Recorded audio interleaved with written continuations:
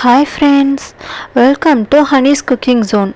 இன்னைக்கு வீடியோவில் எக் கொத்து பரோட்டா எப்படி பண்ணுறதுன்னு பார்க்கலாம். அதுக்கு தேவையான பொருட்கள்: ஒரு வாணலியில் 2 டீஸ்பூன் எண்ணெய் ஆட் பண்ணி அதை நல்லா காய வச்சுக்கோங்க.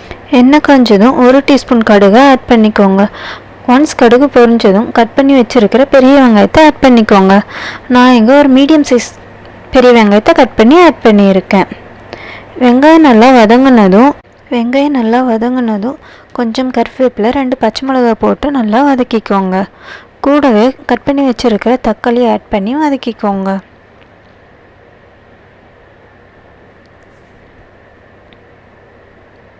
ஒன்ஸ் தக்காளி நல்லா வெந்ததும் 1/4 டீஸ்பூன் மஞ்சள்தூள், 1 டீஸ்பூன் கொத்தமல்லி தூள், 1 டீஸ்பூன் மிளகாய்த்தூள்,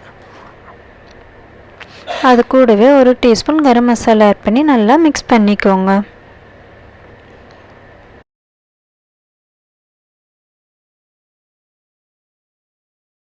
மசாலாஸ் நல்லா பிளெண்ட் ஆனதுமே தேவையான அளவு உப்பு போட்டு நல்லா மிக்ஸ் பண்ணிக்கோங்க.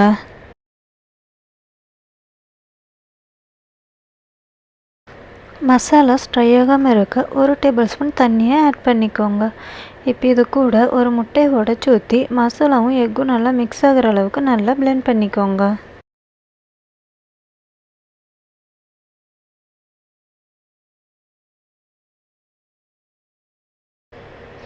ஒன்ஸ் முட்டை நல்லா வதங்கினதும் கட் பண்ணி வச்சுருக்கிற பரோட்டாவை இது கூட ஆட் பண்ணி நல்லா மிக்ஸ் பண்ணிக்கோங்க.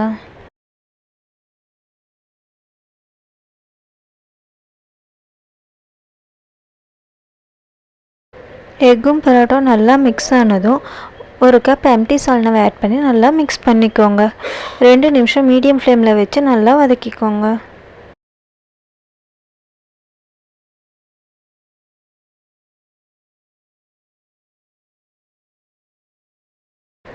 டேஸ்டியான எக் கொத்து பரோட்டா ரெடி.